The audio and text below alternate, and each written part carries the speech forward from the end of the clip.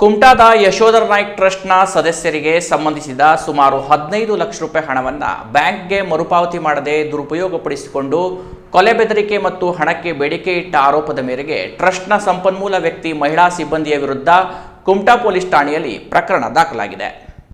ಸಿರ್ಸಿ ತಾಲೂಕಿನ ಇಂದಿರಾನಗರ ನಿವಾಸಿ ಮುಸ್ಕಾನ್ ಅಬ್ದುಲ್ ಗಫೂರ್ 23 ವರ್ಷ ಎಂಬ ಮಹಿಳೆಯ ವಿರುದ್ಧ ಯಶೋಧರ ನಾಯ್ಕ್ ಟ್ರಸ್ಟ್ನ ಅಧ್ಯಕ್ಷರಾದ ಯಶೋಧರ ನಾಯ್ಕರು ಪ್ರಕರಣ ದಾಖಲಿಸಿದ್ದಾರೆ. ಆರೋಪಿತೆಯು ನಮ್ಮ ಟ್ರಸ್ಟ್ನಲ್ಲಿ ಸಂಪನ್ಮೂಲ ವ್ಯಕ್ತಿಯಾಗಿ ಕಳೆದ 4.5 ವರ್ಷಗಳಿಂದ ಕಾರ್ಯನಿರ್ವಹಿಸುತ್ತಿದ್ದು, ಅವರ ಕಾರ್ಯವ್ಯಾಪ್ತಿಯಲ್ಲಿ ಸುಮಾರು 60 ಸಂಘಗಳು ಕಾರ್ಯನಿರ್ವಹಿಸುತ್ತಿತ್ತು.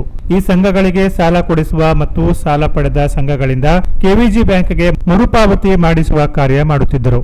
ಕಳೆದ 1 ವರ್ಷದಿಂದ ಸಾಲ ಪಡೆದ ಸುಮಾರು 50 ಸಂಘಗಳಿಂದ ಸಾಲದ ಮೊತ್ತವನ್ನು ಬ್ಯಾಂಕ್ಗೆ ಭರಿಸುವುದಾಗಿ ಸಂಘದ ಸದಸ್ಯರಿಂದ ಹಣ ಪಡೆದು ಬ್ಯಾಂಕ್ಗೆ ಭರಿಸದೆ ಸುಮಾರು 15 ಲಕ್ಷ ರೂಪಾಯಿ ದುರುಪಯೋಗ ಮಾಡಿಕೊಂಡು ಬ್ಯಾಂಕ್ಗೆ ನಂಬಿಕೆ ದ್ರೋಹ ಮಾಡಿದ್ದಾರೆ. ಅಲ್ಲದೆ ನಮ್ಮ ಟ್ರಸ್ಟ್ಗೆ ಮತ್ತು ಸಂಘದ ಸದಸ್ಯರಿಗೆ ಆರ್ಥಿಕ ಹಾನಿ ಮಾಡುವ ಮೂಲಕ ಅವ್ಯವಹಾರ ನಡೆಸಿದ್ದಾರೆ.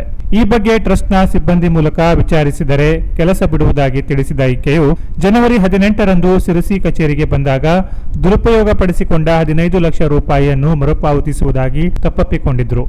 ಬಳಿಕ ಜನವರಿ 20ರಂದು ನಮ್ಮ ಟ್ರಸ್ಟ್ ಸಿಬ್ಬಂದಿ ವಿನಾಯಕ ಅವರ ಮೊಬೈಲ್ಗೆ ಕರೆ ಮಾಡಿದ ಆರೋಪಿತೆಯ ಸಹೋದರ ಮೀರಾ ಸಾಬ್ ಎಂಬಾತ ನನ್ನ ಸಹೋದರಿಯ ಮೇಲೆ ಟ್ರಸ್ಟ್ ಅಧ್ಯಕ್ಷರು ಲಕ್ಷಾಂತರ ಹಣ ದುರುಪಯೋಗ ಪಡಿಸಿಕೊಂಡ ಆರೋಪ ಮಾಡಿದ್ದಾರೆ.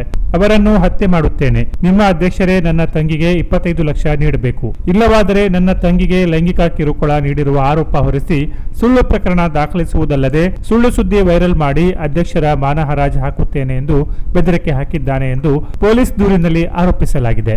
ಈ ಬಗ್ಗೆ ಪ್ರಕರಣ ದಾಖಲಿಸಿಕೊಂಡ ಕುಮಟಾ ಠಾಣೆ ಪೊಲೀಸರು ತನಿಖೆ ಕೈಗೊಂಡು ಸಮಗ್ರ ತನಿಖೆಯ ಬಳಿಕವೇ ಪ್ರಕರಣದ ಸತ್ಯಾಸತ್ಯತೆ ಹೊರಬೀಳಲಿದೆ. Canara plus news, Kumta.